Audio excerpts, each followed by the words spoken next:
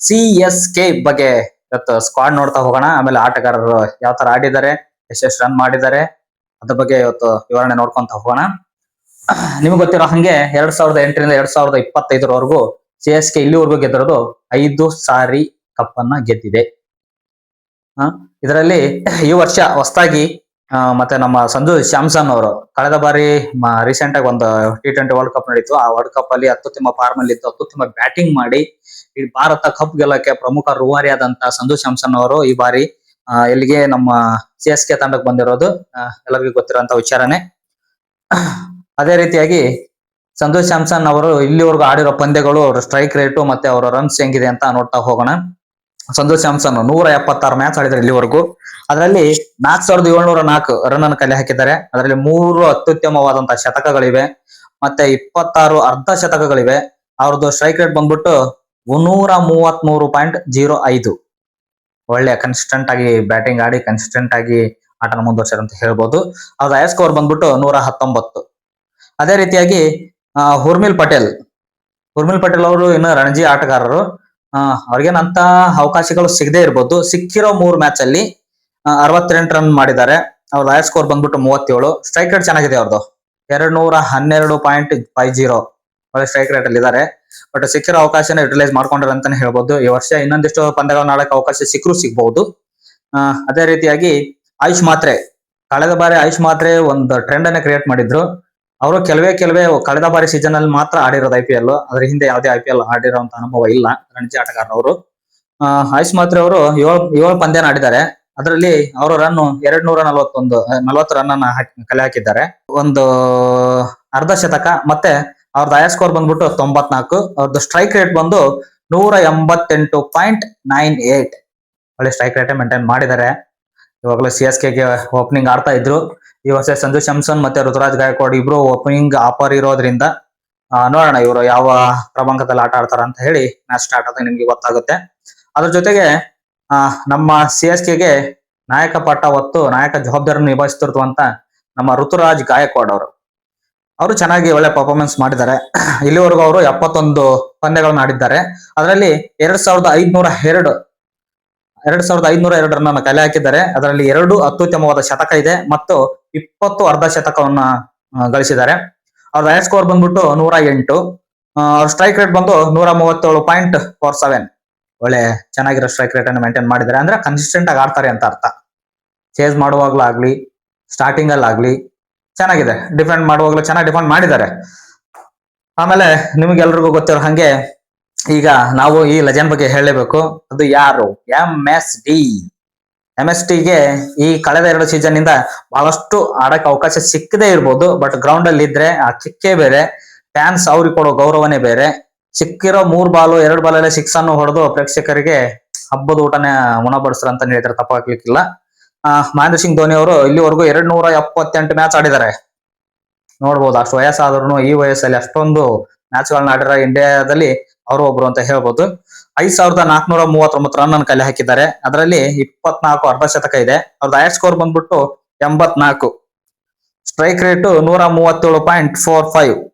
ಚೆನ್ನಾಗಿದೆ strike rate. ಕೊನೆಯಲ್ಲಿ ಬಂದು ಕೊನೆಯ ಗಳಿಗೆಯಲ್ಲಿ ಮ್ಯಾಚ್ ಫಿನಿಶ್ ಮಾಡುವಂತ ಫಿನಿಷರ್ ಅವ್ರದೇ ಆದಂತ ಹೆಲಿಕಾಪ್ಟರ್ ಶಾಟ್ ಅನ್ನು ಬೇರೆ ಇಟ್ಟಿದ್ದಾರೆ. ಅದಾದ್ಮೇಲೆ ಮತ್ತೆ ನಮ್ಗೆ ಈಗ ನೆಕ್ಸ್ಟ್ ಮುಂದೆ ನೋಡ್ಕೊಂತ ಹೋಗೋದಾದ್ರೆ K ಶರ್ಮಾ ಇವತ್ತಿನವರೆಗೂ ಅವ್ರಿಗೆ ಯಾವುದೇ IPL ಪಂದ್ಯ ಆಡಕ್ಕೆ ಅವಕಾಶ ಸಿಕ್ಕಿಲ್ಲ. ನೋಡೋಣ ಈ ವರ್ಷ ಏನಾದ್ರು ಸಿಕ್ಕರು ಸಿಗ್ಬಹುದು.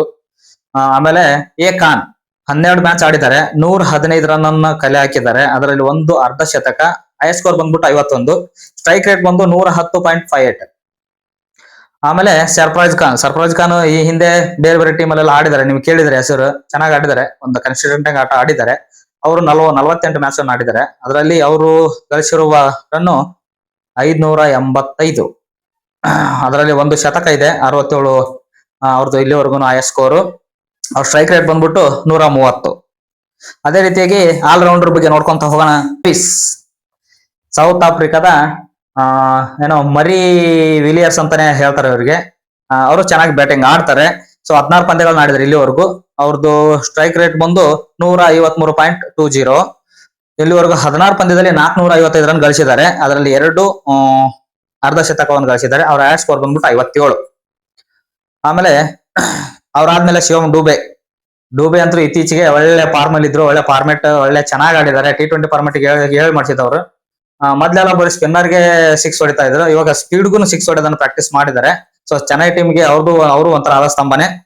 ಇಲ್ಲಿವರೆಗೂ ಅವ್ರದ್ದು ಅಂಕಿ ಅಂಶ ನೋಡ್ತಾ ಹೋದ್ರೆ ಶಿವಂ ಡುಬೆ ಅವರು 79 ಪಂದ್ಯಗಳನ್ನ ಆಡಿದ್ದಾರೆ. ಅದರಲ್ಲಿ 1859 ರನ್ ಅನ್ನು ಗಳಿಸಿದ್ದಾರೆ. ಶತಕ ಯಾವುದು ಹೊಡೆಯಕ್ ಆಗಿಲ್ಲ. ಅದರಲ್ಲಿ 10 ಅರ್ಧ ಶತಕಗಳಿವೆ. ಅವ್ರದ್ದು ಹೈಯರ್ ಸ್ಕೋರ್ ಬಂದ್ಬಿಟ್ಟು 95. ಅವ್ರ ಸ್ಟ್ರೈಕ್ ರೇಟು 143.66. ಅದೇ ರೀತಿಯಾಗಿ ಶ್ರೇಯಸ್ ಗೋಪಾಲ್ ಅವರು 52 ಪಂದ್ಯಗಳನ್ನು ಆಡಿದ್ದಾರೆ, 180 ರನ್ ಅನ್ನು ಮಾಡಿದ್ದಾರೆ. ಅದರಲ್ಲಿ ಅವ್ರ ಹೈಯರ್ ಸ್ಕೋರ್ ಬಂದ್ಬಿಟ್ಟು 24. Strike rate 106.51. ಪರವಾಗಿಲ್ಲ, ಬೆಟರ್ ಆಲ್ರೌಂಡರ್. ಸಿಕ್ಕಿರೋ ಅವಕಾಶನ ಯುಟಿಲೈಸ್ ಮಾಡ್ಕೊಂಡಿದ್ದಾರೆ. ಬಾಲಿಂಗ್ ಪ್ರದರ್ಶನ ಮಾಡಿದ್ದಾರೆ ಅವರು. ಬ್ಯಾಟಿಂಗ್ ಸಿಗೋ ಸ್ವಲ್ಪ ಕಷ್ಟ ಅಲ್ಲ, ಹಂಗಾಗಿ ಸ್ವಲ್ಪ ಸ್ಟ್ರೈಕ್ ರೇಟು ಮತ್ತೆ ರನ್ ಅನ್ನು ಗಳಿಸೋದ್ರಲ್ಲಿ ಸ್ವಲ್ಪ ಕುಂಠಿತವಾಗಿದೆ ಅಂತ ಹೇಳ್ಬೋದು. ಬಟ್ ಈ ವರ್ಷ ಅವರು ಚೆನ್ನಾಗಿ ಆಡ್ಲಿ. ಇನ್ಮೇಲೆ ಜೇಮಿ ಓವರ್ಟನ್ ಅವ್ರೇನ್ ಅಷ್ಟೊಂದು ಆಟ ಆಡಿಲ್ಲ ಇಲ್ಲಿವರೆಗೂ. IPL ಅಲ್ಲಿ ಅವ್ರಿಗೆ ಅವಕಾಶ ಸಿಕ್ಕಿಲ್ಲ. ಇಂಗ್ಲೆಂಡ್ ಪರವಾಗಿ ಇರುವಂತ ಆಲ್ರೌಂಡರ್. 3 ಪಂದ್ಯ ಆಡಿದ್ದಾರೆ, 15 ರನ್ ಮಾತ್ರ ಗಳಿಸಕ್ಕಾಗಿದೆ. 11 ಅವರದ್ದು ಹೈಯರ್ ಸ್ಕೋರ್. ಸ್ಟ್ರೈಕ್ ರೇಟ್ ಬಂದ್ಬಿಟ್ಟು 214, ಅಂದ್ರೆ 214 ಸ್ಟ್ರೈಕ್ ರೇಟ್ ಅಲ್ಲಿ ಆಡ್ತಾರೆ. ಸ್ಟ್ರೈಕ್ ರೇಟ್ ಗಮನಿಸಬೇಕಾದಂತ ವಿಷಯ ಇದರಲ್ಲಿ. ಆಮೇಲೆ ಇನ್ನೊಬ್ರು M Short, Australian batting allrounder. But ಅವರು ಇಲ್ಲಿವರೆಗೂ ಅವ್ರಿಗೂ ಅಷ್ಟೇನು ಅವಕಾಶಗಳು ಸಿಕ್ಕಿಲ್ಲ. ಈ ವರ್ಷ CSK ಅವರು ಅವಕಾಶ ಕೊಡಬಹುದೇನೋ. 6 ಪಂದ್ಯ ಆಡಿದ್ದಾರೆ, 117 ರನ್ ಗಳಿಸಿದ್ದಾರೆ. ಅದರಲ್ಲಿ ಹೈಯರ್ ಸ್ಕೋರ್ ಬಂದ್ಬಿಟ್ಟು 36. ಸ್ಟ್ರೈಕ್ ರೇಟ್ ಬಂದು 127.17. ಇದು ನಮ್ಮ CSK ಆಲ್ರೌಂಡರ್ದು. ಅದರಲ್ಲಿ ವೀರ್ ಅಂತ ಒಬ್ರು ಇದ್ದಾರೆ, ಬಟ್ ಅವ್ರು ಇವತ್ತಿನವರೆಗೆ ಯಾವುದೇ IPL ಆಡಕ್ಕೆ ಅವಕಾಶ ಸಿಕ್ಕಿಲ್ಲ. ನೆಕ್ಸ್ಟ್ ನಾವೀಗ ಅದೇ ರೀತಿಯಾಗಿ ಬೌಲರ್ಸ್ ನೋಡ್ತಾ ಹೋಗೋಣ. ಖಲೀಲ್ ಅಹಮದ್ ಬೆಜ್ಜನ್ ಬೇರೆ ಬೇರೆ ಟೀಮ್ ಅಲ್ಲಿ ಆಡಿದ್ದಾರೆ. ಒಳ್ಳೆ ಸ್ಟಾರ್ಟಿಂಗ್ ಓಪನಿಂಗ್ ಬಾಲ್ ಮಾಡೋದ್ರಲ್ಲಿ ಹೆಸರುವಾಸಿಯಾದಂತ ಖಲೀಲ್ ಅಹಮದ್ ಅವರು ಒಳ್ಳೆ ಯಾರ್ಕರ್ ಆಗ್ತಾರೆ. ಖಲೀಲ್ ಅಹಮದ್ ಅವರು ಇಲ್ಲಿವರೆಗೂ 71 ಮ್ಯಾಚ್ ಆಡಿದ್ದಾರೆ, 89 ವಿಕೆಟ್ ತೆಗೆದಿದ್ದಾರೆ. ಅವ್ರದ್ದು ಬೆಸ್ಟ್ ಬಂದ್ಬಿಟ್ಟು 21 ರನ್ ಕೊಟ್ಟು 3 ವಿಕೆಟ್ ತೆಗೆದಿರೋದು ಅವ್ರದ್ದು ಹೈಯೆಸ್ಟ್. ಚೆನ್ನಾಗಿದೆ, ಪರವಾಗಿಲ್ಲ. ಬಟ್ ಎಕಾನಮಿ 8.98 ಇದೆ. ಸ್ಪೀಡ್ ಬೌಲರ್ಗೆ ಇದು ಬೆಟರ್. ಒಂದ್ ರೀತಿಯಲ್ಲಿ ಕನ್ಸಿಸ್ಟೆಂಟ್ ಆಗಿ ಬೌಲಿಂಗ್ ಮಾಡಿದಾರೆ ಅಂತಾನೆ ಹೇಳ್ಬೋದು. ಅದಾದ್ಮೇಲೆ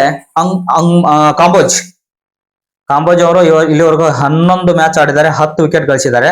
ಅವ್ರದ್ದು ಬೆಸ್ಟ್ ಬಂದ್ಬಿಟ್ಟು 13 ರನ್ ಕೊಟ್ಟು 3 ವಿಕೆಟ್ ತೆಗೆದಿರೋದು ಇಲ್ಲಿವರೆಗೂ ಬೆಸ್ಟ್. ಎಕಾನಮಿ ಬಂದು 9.08. ಆಮೇಲೆ ಜಿ ಸಿಂಗ್ ಅವರು 31 ಮ್ಯಾಚ್ ಆಡಿದ್ದಾರೆ, ಅಂದ್ರೆ ಬೇರೆ ಬೇರೆ ಟೀಮ್ ಅಲ್ಲಿ ಬೇರೆ ಬೇರೆ IPL ತಂಡದಲ್ಲಿ ಆಡಿರುವಂತ ಅನುಭವ ಇದೆ. 31 ಪಂದ್ಯದಲ್ಲಿ 34 ವಿಕೆಟ್ ತೆಗೆದಿದ್ದಾರೆ. 15 ರನ್ ಕೊಟ್ಟು 3 ವಿಕೆಟ್ ತೆಗೆದಿರೋದು ಅವ್ರದ್ದು ಇಲ್ಲಿವರೆಗೂ ಬೆಸ್ಟ್. ಆಮೇಲೆ ಎಕಾನಮಿ ಬಂದ್ಬಿಟ್ಟು 7.08. ಚೆನ್ನಾಗಿದೆ, ಎಕಾನಮಿ ಚೆನ್ನಾಗಿ ಮೇಂಟೈನ್ ಮಾಡಿದ್ದಾರೆ. ಅದಾದ್ಮೇಲೆ ನಾಥನ್ ಲೇಸ್, ಆಸ್ಟ್ರೇಲಿಯನ್ ಬೌಲರ್.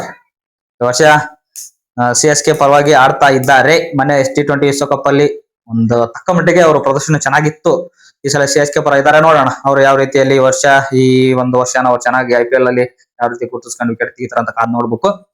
ಅವರು ಇಲ್ಲಿವರೆಗೂ 17 ಪಂದ್ಯ ಆಡಿದ್ದಾರೆ, 19 ವಿಕೆಟ್ ಗಳನ್ನ ತೆಗೆದಿದ್ದಾರೆ. ಅದರಲ್ಲಿ ಬೆಸ್ಟ್ ಬಂದ್ಬಿಟ್ಟು 30 ರನ್ ಕೊಟ್ಟು 4 ವಿಕೆಟ್ ತೆಗೆದಿರೋದು ಇಲ್ಲಿವರೆಗೂ ಬೆಸ್ಟ್. ಎಕಾನಮಿ ಬಂದು 8.66. ಪರವಾಗಿಲ್ಲ, ಎಕಾನಮಿ ಚೆನ್ನಾಗಿ ಮೇಂಟೈನ್ ಮಾಡಿದ್ದಾರೆ. ಆಮೇಲೆ ಇದನ್ನ ನೋಡ್ತಾ ಹೋದ್ರೆ ಮುಂದೆ ನೂರ್ ಅಹಮದ್ ಒಬ್ಬ ಸ್ಪಿನ್ ಮಾಂತ್ರಿಕನ ಅಂತಾನೆ ಹೇಳ್ಬೋದು. ಸಮಯಕ್ಕೆ ಸರಿಯಾಗಿ ಬೇಕಾದ ಸಮಯದಲ್ಲಿ ವಿಕೆಟ್ ತೆಗೆದುಕೊಟ್ಟಿರುವಂತ ಒಬ್ಬ ಸ್ಪಿನ್ ಬೌಲರ್. ಅವರು ಅಫ್ಘಾನಿಸ್ತಾನದವರು. 37 ಮ್ಯಾಚ್ ಆಡಿದ್ದಾರೆ, ಇಲ್ಲಿವರೆಗೂ 48 ವಿಕೆಟ್ ತೆಗೆದಿದ್ದಾರೆ. ಅವ್ರ ಬೆಸ್ಟ್ ಬಂದ್ಬಿಟ್ಟು 18ಕ್ಕೆ 4, 18 ರನ್ ಕೊಟ್ಬಿಟ್ಟು 4 ವಿಕೆಟ್ ತೆಗೆದಿರೋದು. ಅದಾದ್ಮೇಲೆ ಅವ್ರದ್ದು ಎಕಾನಮಿ ಒಂದು 8.08. ಪರವಾಗಿಲ್ಲ, ಓವರ್ಗೆ 8 ರನ್ ಕೊಟ್ಟಿದ್ದಾರೆ ಅಂತ ಕನ್ಸಿಡರ್ ಮಾಡ್ಕೋಬಹುದು. ಆಮೇಲೆ ಮುಖೇಶ್ ಚೌಧರಿ ಇವರು ರಣಜಿ ಪ್ಲೇಯರ್. ಅವಕಾಶ ಸಿಕ್ಕಾಗಲ್ಲ, ಅವರು ಚೆನ್ನಾಗಿ ಆಡಿದ್ದಾರೆ, ಚೆನ್ನಾಗಿ ವಿಕೆಟ್ ತೆಗೆದಿದ್ದಾರೆ. T20 ಫಾರ್ಮೆಟ್ ಅಲ್ಲಿ 1-2 ವಿಕೆಟ್ ಬಿದ್ರು ಪರವಾಗಿಲ್ಲ, ಬೆಟರ್ ಬೌಲರ್ ಅಂತಾನೆ ಹೇಳ್ಬೋದು. ಅವರು ಇಲ್ಲಿವರೆಗೂ 16 ಪಂದ್ಯಗಳನ್ನ ಆಡಿ 17 ವಿಕೆಟ್ ಗಳಿಸಿದ್ದಾರೆ. ಅವ್ರದ್ದು ಬೆಸ್ಟ್ ಬಂದ್ಬಿಟ್ಟು 44. ಅದಾದ್ಮೇಲೆ ಅವ್ರದ್ದು ಎಕಾನಮಿ ಬಂದು 9.94, 9.94. ಪರವಾಗಿಲ್ಲ, ಓವರ್ಗೆ 10 ರನ್ ಲೆಕ್ಕ ಕನ್ಸಿಡರ್ ಮಾಡೋ ಹಂಗಿದ್ರೆ. ಆಮೇಲೆ ನ್ಯೂಜಿಲ್ಯಾಂಡಿನ ಹೆನ್ರಿ ಇವರು ಈ ವರ್ಷ ಹಿಂದೆ IPL ಅಲ್ಲಿ ಅಷ್ಟೇನ್ ಮ್ಯಾಚ್ ಆಡಕ್ ಆಗಿಲ್ಲ. 6 ಮ್ಯಾಚ್ ಅಲ್ಲಿ ಅವ್ರಿಗೆ ಅವಕಾಶ ಸಿಕ್ಕಿದೆ, ಅದ್ರಲ್ಲಿ 2 ವಿಕೆಟ್ ಮಾತ್ರ ತೆಗೆದಿರೋದು. 22 ರನ್ ಕೊಟ್ಟು 1 ವಿಕೆಟ್ ತೆಗೆದಿರೋದು ಅವ್ರು ಇಲ್ಲಿವರೆಗೂ ಬೆಸ್ಟ್. ಅವ್ರ ಎಕಾನಮಿ ಬಂದ್ಬಿಟ್ಟು 10.65. ಸ್ವಲ್ಪ ದುಬಾರಿ ಆಗಿದ್ದಾರೆ, ಬಟ್ ಈ ವರ್ಷ ರಿಕವರಿ ಆಗಬಹುದು.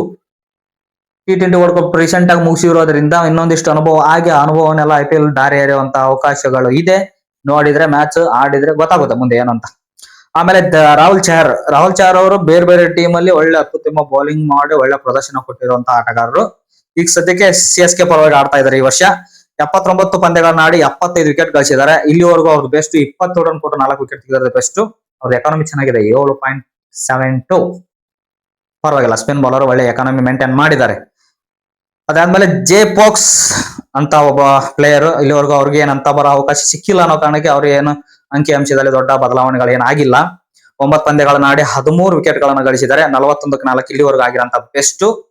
ಅವ್ರದ್ದು ಎಕಾನಮಿ ಚೆನ್ನಾಗಿದೆ, 5.62, 6 ರನ್ ಕೊಟ್ಟಿಲ್ಲ ಓವರ್ಗೆ, ಚೆನ್ನಾಗಿದೆ. ನೋಡೋಣ ಈ ವರ್ಷ ಈ ಆಟಗಾರರಿಗೆ ಯಾರ್ಯಾರಿಗೆ ಎಷ್ಟೆಷ್ಟು ಅವಕಾಶ ಸಿಗುತ್ತೋ ಅವ್ರ ಸಿಕ್ಕಿರೋ ಅವಕಾಶ ನಂಗೆ ಯುಟಿಲೈಸ್ ಮಾಡ್ಕೊಂತಾರೋ, CSK ಪರವಾಗಿ ಯಾವ ರೀತಿ ಆಟ ಆಡ್ತಾರೋ, CSK ನ ಫೈನಲ್ ವರ್ಗ ತರ್ತಾರೋ, ಎಲ್ಲದು ಆಟಗಾರನ ಡಿಫೆಂಡ್ ಆಗಿರುತ್ತೆ. ಬಟ್ ಟೋಟಲ್ ಆಗಿ ನೋಡಿ ಹೇಳೋದಾದ್ರೆ CSK ಬೆಸ್ಟ್ ಟೀಮ್ ಅಂತ ಈಗ ಸದ್ಯಕ್ಕಂತೂ ಕಾಣಿಸ್ತಾ ಇದೆ.